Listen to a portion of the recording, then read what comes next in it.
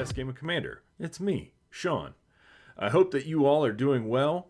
This is an interesting format we're trying out this week. I'm getting familiar with some new tools to try and make recording a little bit easier in the midst of the unfortunate devastation that's happening here in western North Carolina. And when I say devastation, I honestly don't say it lightly.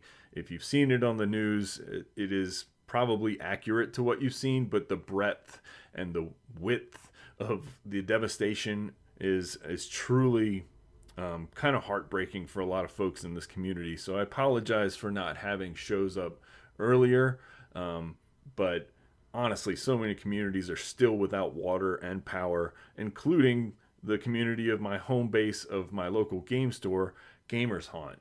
So instead of talking about what has me excited, well, I will talk about what has me excited, honestly, because they're not all downer, and we have a totally ridiculous deck to share with you all today that I'm very excited about. It's one of the first things that I've been inspired to do since the storm hit, and it did make me laugh and bring me joy, so I hope it does the same for you. So I wanted to share what's going on with Gamers Haunt right now. Gamers Haunt is a store in Asheville, North Carolina. It is the home base for me and several other probably magic luminaries that you've heard of or talked to. Carmen Clomperens, who works for Wizards of the Coast right now as a designer, considers this her home store originally and donated to the fundraiser I'm about to show you, as well as Chase, aka Mana Curves, who works with EDH Rec and does a lot of articles for Channel Fireball and just a bunch of streaming and other stuff as well in the community, also considers this to be their home store. So there's a lot of special magic people here in the community, as well as all the unheard of folks, and the folks that maybe you have heard of through this show, because I try to bring some locals to the forefront.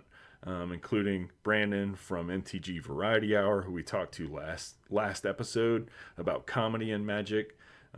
There's a lot of folks here who are feeling heartbroken, and that's in part because Gamers Haunt, and you'll see pictures of it here as I'm browsing. Hopefully, I'm just using OBS for the first time in about 13, 14 years, has a GoFundMe up, and so far doing well. We hit the initial goal of 15,000, but as Charla, the owner who we've talked to on this show before, mentioned in the update for things, basically they've looked at the damages, and there's this giant tree that fell onto the top of the roof from an adjacent kind of lot or area.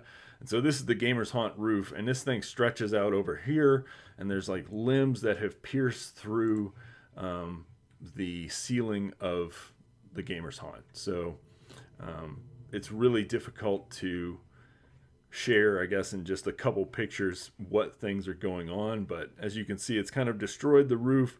There's limbs poking through. There's water that has severely destroyed the floor, and it's just not going to be fixable, quote unquote. The unfortunate truth of the matter is that Charlotte's put her heart and soul into this shop, and she's brought hundreds of people in the local community together, and it's a safe place for everyone to come and play, and she really works to make sure it is safe, and by that I mean she actively will kick out anyone who creates an unsafe place for others, and in doing so has created this really diverse and welcoming environment in Asheville, North Carolina.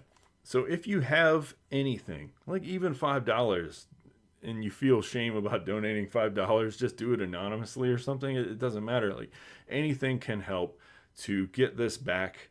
There are so many communities and areas devastated in this city and all of the surrounding areas too. There's so many places that honestly are still probably cut off because of road damage, landslides, floods, all kinds of things that destroyed property and roads and power lines in this area.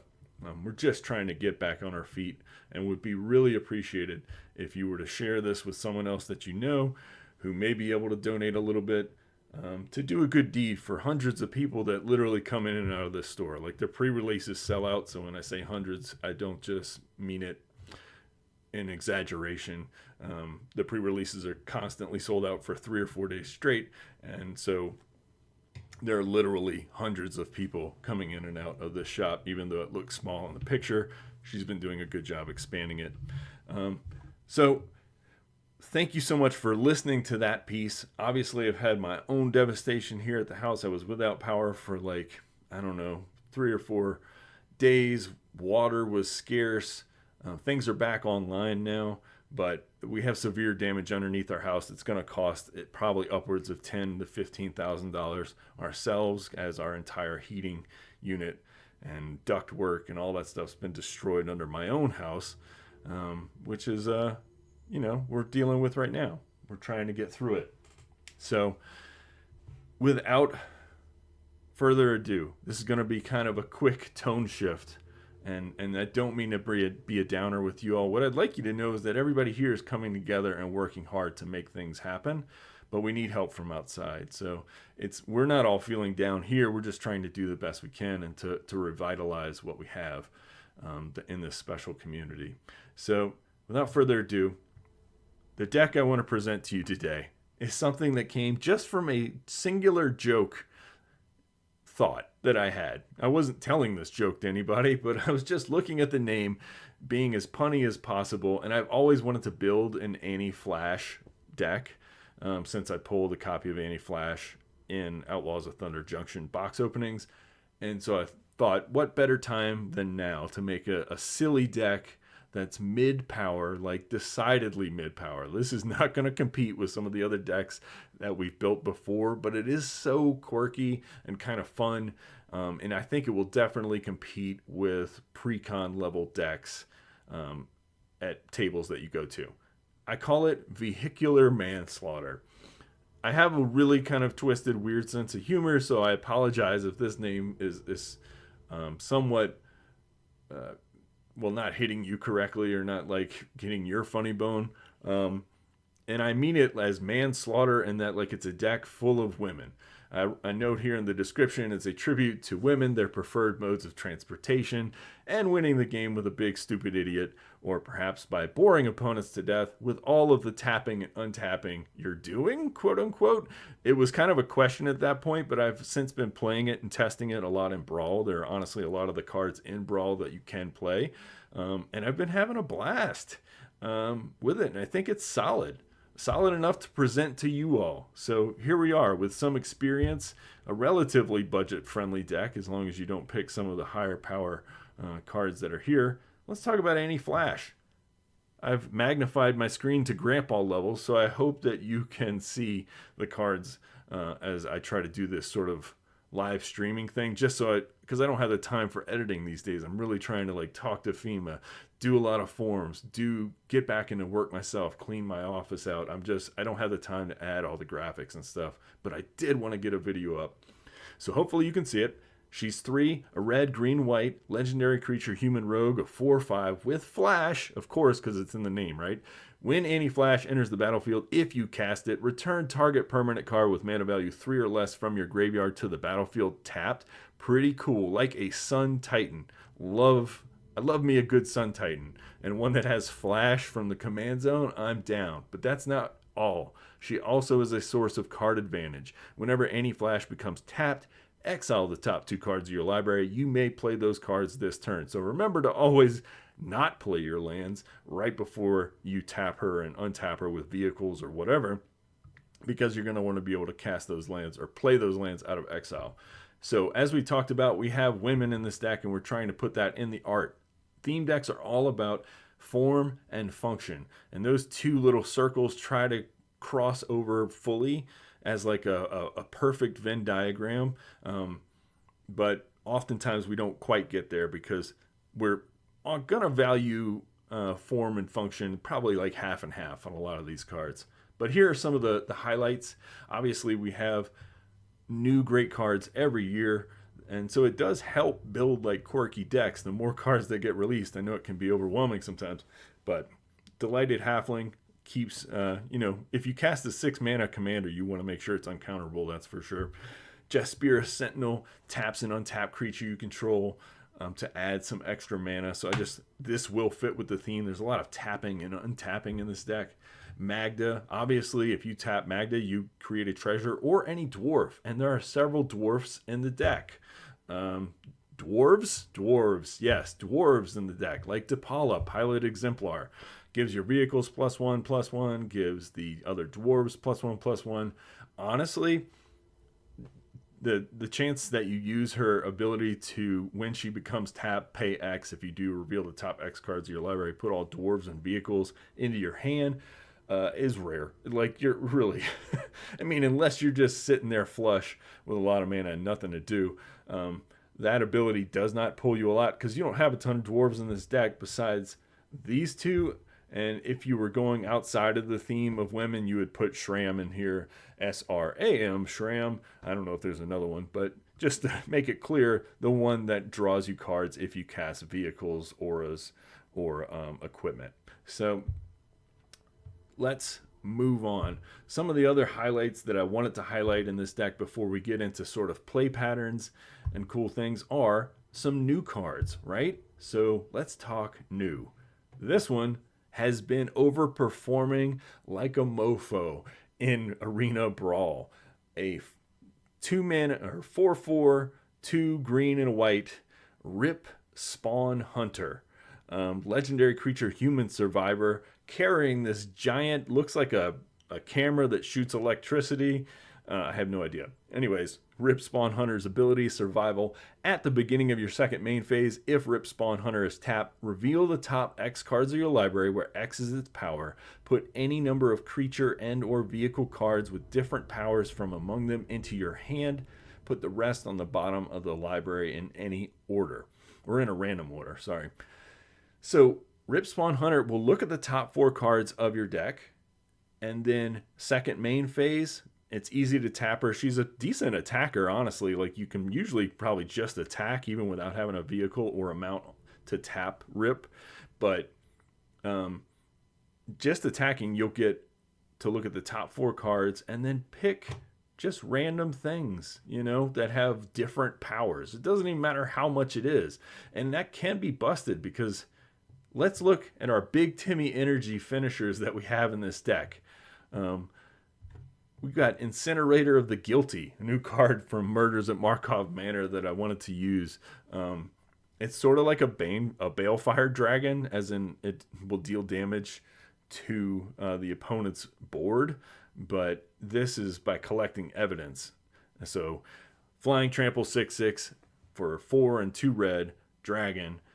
Whenever Incinerator of the Guilty deals combat damage to a player, you may collect evidence X. When you do, Incinerator of the Guilty deals X damage to each creature and each planeswalker, which is one thing that I really liked. I don't love planeswalkers, and so it'll deal X damage to each creature and planeswalker that player controls. Collect evidence if you don't know. You exile cards with total mana value X or greater from your graveyard.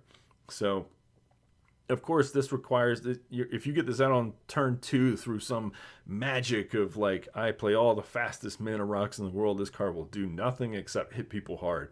However, most casual games, you'll have plenty of trash in your graveyard that you're not really recurring a ton. And so Incinerator of the Guilty is literally a trash burning machine. It burns trash, and then it has all this like collateral damage where it kills all your opponent's stuff at the same time, as well as hitting them hard. But other tapper and untapper things, because we untap quite a bit, as you're seeing the Seedborn Muse here, untap all permanents you control during each other player's untap step. We have things like Godsire. Who has played against this card in the last like 10 years? Tell me in the comments below. Because I have one, and I've just look at it. It's like an upside down. It's got all the horns, but they're on the bottom of its face, and it has no eyes that I can tell. And it has a bunch of grass growing on it. It's a 4 and red, green, white. So 8 mana, 8/8, vigilant. Tap it, put a 8/8 beast creature token into play that's red, green, and white. And that is it. It is Big Timmy energy at its finest. I don't know if there's a card that exemplifies Big Timmy energy more than this one, but we're going to try. With Zakama, Primal Calamity, 6 mana, Naya colors, so 9 total for legendary creature Elder Dinosaur, so old. Vigilance, Reach, and Trample, why not? 9/9. When it enters the battlefield, you just untap. If you cast it, you untap all lands you control. And then it will deal 3 damage to target creature for 2 in a red, for 2 in a green, destroy target artifact or enchantment, and for 2 in a white, you gain 3 life. So the idea being when you cast this, you untap everything, and you can do 3 of those abilities in any sort of order, or you can do them just deal 3 damage to target creature over and over again. However much mana you got. It's a very game-changing card. It's really big and stupid, so it's in this deck. And finally, we have Impervious Great Worm. 7 mana, 3 green for 10 mana, 16/16 indestructible worm with Convoke. Now, Convoke is important in this deck. There's a few cards in here that do that because you want to tap stuff. Creatures can help cast this spell. So each creature you tap while casting a spell pays for 1 colorless or 1 mana of that creature's color. So if you have Anti-Flash out, you tap Anti-Flash to cast this. Her ability will trigger, exiling 2 cards off of the top. You can play an additional. It's card advantage, and it's helping to pay for mana. It's clunky in a fast, high-powered game, but in a casual game, this deck's really stupid. And in 1v1 Brawl even, which is usually pretty competitive, I am doing fairly well.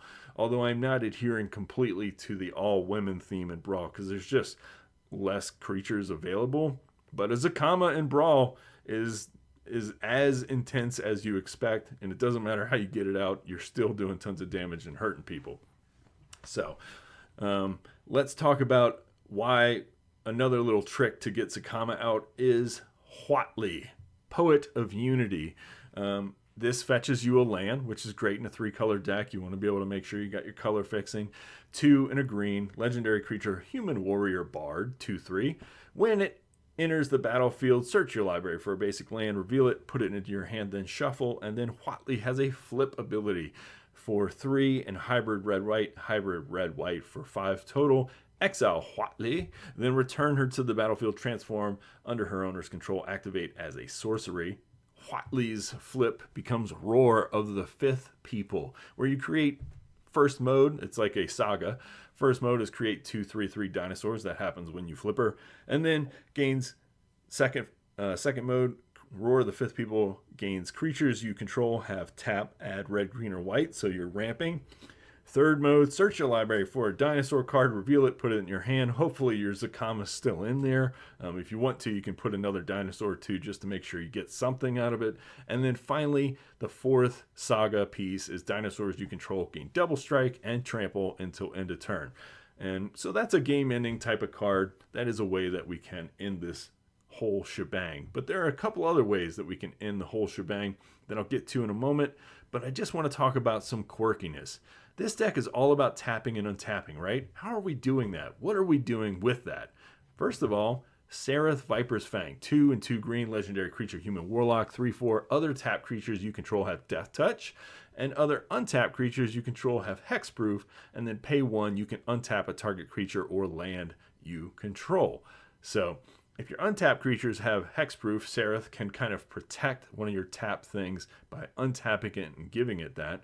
But if you want to attack with your little silly guys, and I mean more girls, honestly, all girls, then you can do that. And they all have Death Touch, which is not nothing, right? Death Touch will help you get through into the red zone, so to speak. So some of the other fun, goofy tappers that we have, you've probably never seen on a commander table. Samite Herbalist from Dominaria Reunited, Remastered, whatever it was. 1 and 1 white, 2/1, Human Cleric. It's literally a common card. I almost never run commons because who does in Commander? Unless it's like Rhystic Study. When Samite Herbalist becomes tapped, you gain 1 life and scry 1. Just simple incremental advantage. Early on in the game, tap and untap this thing, or even late. Vehicles can do this strange thing where they can just tap as many creatures as they want to crew. So if you just have this on the board and you just have some vehicles, this thing never has to go into the red zone. It just taps and untaps because of the vehicles you're running, gaining you a life, scrying 1 every single time. This card will this deck will also play stuff from exile, because remember, Anti-Flash's ability is to exile 2 cards from the top and play them if you would like. Or perhaps, let's see, there's another one that does that. We'll get to it hopefully here in a second. Let's see. Anyways, so Faldorn, yeah, whenever you cast a spell from exile or a land enters the battlefield under your control, you create a 2/2 green wolf token. Then you can discard a card for 1, exile the top card of your library, and you may play it this turn. Faldorn is a 3/3 for 3 human druid legendary creature. So a lot of these creatures are legendary, which is great for things like Delighted Halfling, where you can just never have them countered. So anyway, there's a lot of tapping and untapping going on. Let's talk about some of the spells that we use to make some of that tapping and untapping happen multiple times. One being, this one's a more expensive card. I hope they reprint it soon. Benefactor's Drought. Draft? It's got to be draft, right? It's just an old-timey spelling. Benefactor's Draft for 1 and a green, instant speed. Untap all creatures until end of turn. Whenever a creature an opponent controls blocks, draw a card. So you can use this on your attack, so to speak. And then you just draw a card. So it cycles itself no matter what. And it also untaps all your creatures. So even if you're not attacking with a bunch of stuff, you can still get value out of this, because the untapping is important. Because it's important because we're going to do things like Chord of Calling, where we convoke for 3 green and X to search our library for a creature card with converted mana X or less, put it on the battlefield. Or March of the Multitudes. Mulch of the Multitudes? Yeah, that's it. For X, green, white, instant, convoke. Instant's important here because you can do it on the end step right before your turn. Create X 1/1 white soldier creature tokens with lifelink, which gives you more fodder for convoking later. Or perhaps Clever Concealment. 2 and 2 white and instant from the new Phyrexian, or not new Phyrexia, but maybe Phyrexia All Will Be One commander decks. I can't remember the exact name of the set titles, but it has 2 white instant convoke any number of target non-land permanents you control phase out. Sort of like a Teferi's Protection. Doesn't protect your life total, but it does protect all your stuff from board wipes. And phasing out is a really powerful ability. I think it's more powerful than things like Indestructible and stuff because it beats exile. And there are a lot of exile board wipes like Sunfall and Farewell and more every day. And also like things like Toxic Deluge that give -1/-1 counters. So this prevents you from having your board get wiped. I think against any type of board wipe, period, which is what we want. We want a universal solvent to help us solve the problem of being destroyed. So some other fun cards we have. We're getting to the artifacts, and we also have mounts in the deck, so I guess I should highlight some of those. But here's our fun vehicle package. We have Smuggler's Copter. Of course, classic 2-mana 3/3 flyer that attacks or blocks. You may draw a card. If you do, discard a card, crew 1. Unlicensed Hearse, now re-released as a Ghostbusters Ecto 1 skin. But this is a fun card. Exile up to 2 target cards from a single graveyard. It's important to have graveyard hate on a stick. And then Unlicensed Hearse power and toughness are each equal to the number of cards exiled with it, crew 2. So you're not going to be attacking a lot with this, but you can, in a pinch, use it just to tap Anti-Flash, or tap Rip, or tap Magda, or tap some Samite Healer. Tap all the cards, right? These are cards that all have some sort of benefit, hopefully, if you tap them. We also have Halo Fountain, a fun little mythic from New Capenna, where 2 and a white artifact, pay 1, tap, untap a tapped creature you control. That's another way you untap things, right? And then you create a 1/1 green and white citizen token. Then you pay 2, tap, untap 2 tap creatures you control to draw a card, not hard in this deck. And then you can pay 5 white and tap, untap 15 tap creatures you control. You win the game. There we go. We've got a win the game ability, and maybe we can pull this thing off. Who knows? Another fun way that we use our legendary creatures, because it's important to tap things, is we have Relic of Legends, 3 mana artifact that adds 1 mana of any color on its own And it also has the ability to tap and untap legendary creature you control to add 1 mana of any color. Awesome. Then we have Wand of the World Soul. Enters the battlefield tapped. It's a 3 mana artifact in white that taps to add a white. And then tap, the next spell you cast this turn has Convoke. So that matters for things like, say, Zakama, stuff like that. Doesn't matter if it's non-creature or creature. And so this can help you get out Impervious, Great Worm, Extra. Alexa, that already has Convoke. But like Godsire or Zakama, or perhaps some of the bigger vehicles like Parhelion the Second. Is that how you say it? Parhelion the Second? So that's the top end of our curve for vehicles. Parhelion II is 6 mana and 2 white for a 5/5 legendary artifact vehicle. Flying, first strike, vigilance. Whenever Parhelion II attacks, create 2 4/4 white angel creature tokens with flying and vigilance that are attacking. Crew 4. Guess who has 4 power? Anti-Flash. Yay! And then we have another new card. I haven't had a lot of chance to play this in Brawl to great effect yet, but it seems like a fun vehicle. A 5/5 for 2 and 2 green, Hedge Shredder. You got to have your hedges shredded. You got to make sure that even in the most horrific house in all of the plains, you're keeping track of like all these good, plants and like keeping it tidy, right? You just need to shred that hedge. Anyways, Hedge Shredder attacks. You may mill 2 cards. Whenever 1 or more land cards are put in your graveyard from your library, put them onto the battlefield tapped. So this makes fetch lands totally nuts. That's why this is in the deck. Or if somebody happens to mill you for some reason, great, let them. Please, don't be salty, don't be sad, because Hedge Shredder is here to save the day, bringing all of your lands back into play tapped. This is such a powerful and insane ability. In decks that would abuse it, it would be totally over the top, I have no doubt. But in this deck, it is simply there for incremental value. Let's talk about some of the fun, bizarro cards that I want to share. Have you ever seen this in play anywhere? Nature's Chosen. 1 green, enchant creature from Alliances. That's what that little flag symbol is.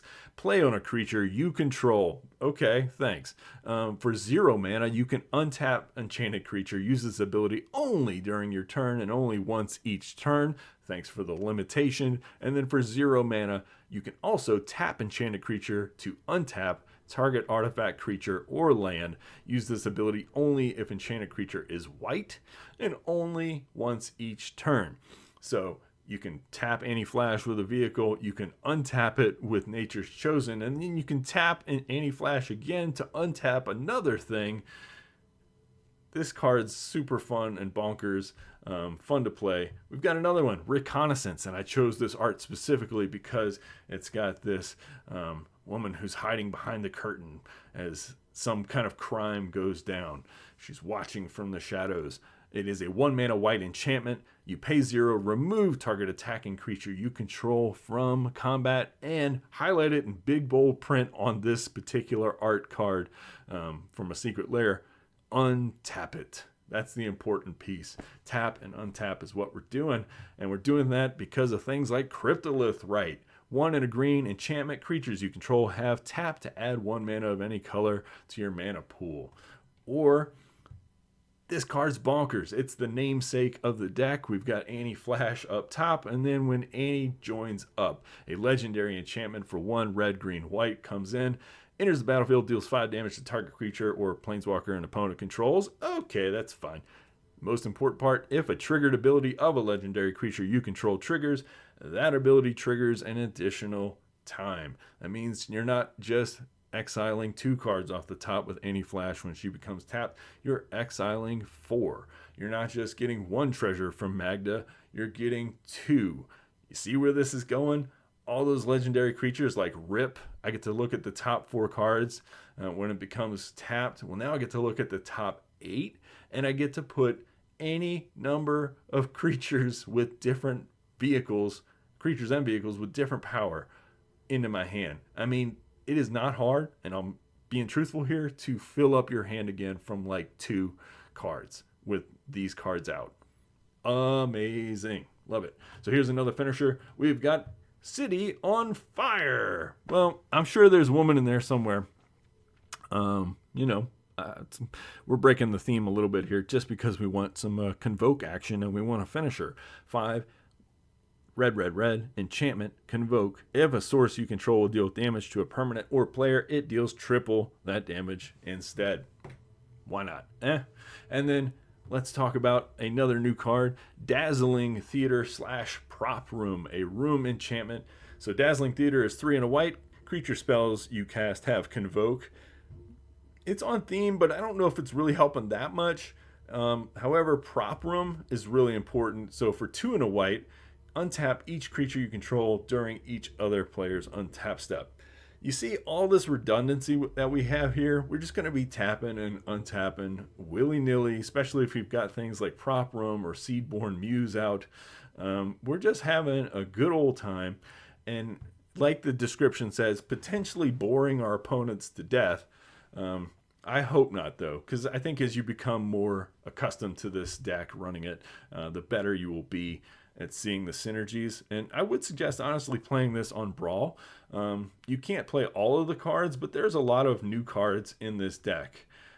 Mounts and Party Thrasher's even on there from the new Modern Horizons or whatever. Party Thrasher is a 1 in a red, 1 for Lizard Wizard. Gotta love those King Gizzard and the Lizard Wizard fans out there. Non-creature spells you cast from exile have convoke.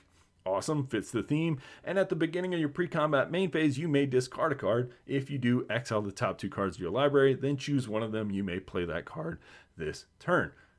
Triggers are fun little exile bonus abilities like Pia Nalar, Council of Revival, where you play a land from exile or cast a spell, you get a 1/1 Thopter artifact creature token with flying. So there's a kind of a little small sub theme of that, and it also triggers Faldorn, so you're getting like some extra wolves perhaps. And all of these creature tokens, they matter because, drumroll,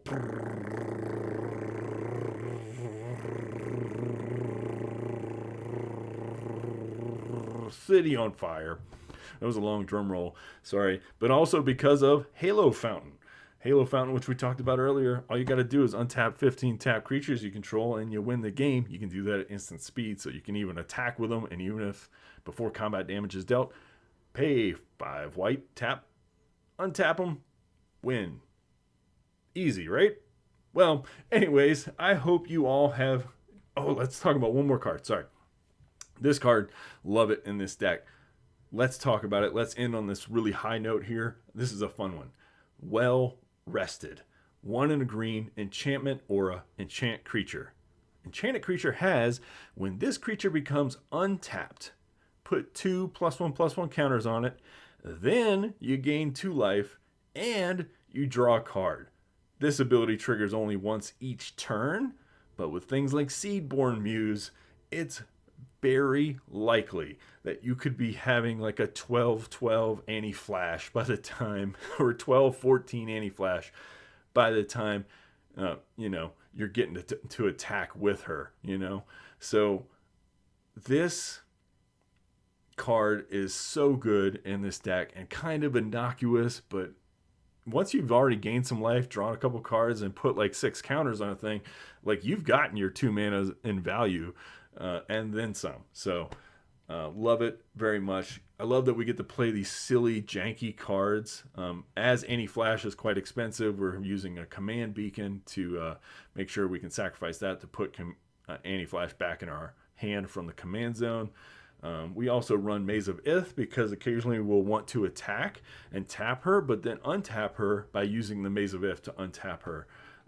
So little small synergies like that. Tell me what you think about the deck in the comments. I hope that you have enjoyed a window into my mind palace, where I'm trying to bring some joy back in the world by playing this kind of silly, goofy, but seems very fun to play, and I've had a blast playing it in Brawl. I can't wait to build it in EDH in paper myself. And maybe if we have a shop, again, small reminder, if we have a shop to go to get some games on, and I think we will. Charlotte is gung-ho. She's dedicated. She's been doing this for years and doing great work and building this community.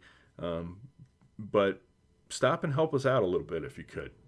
That's all.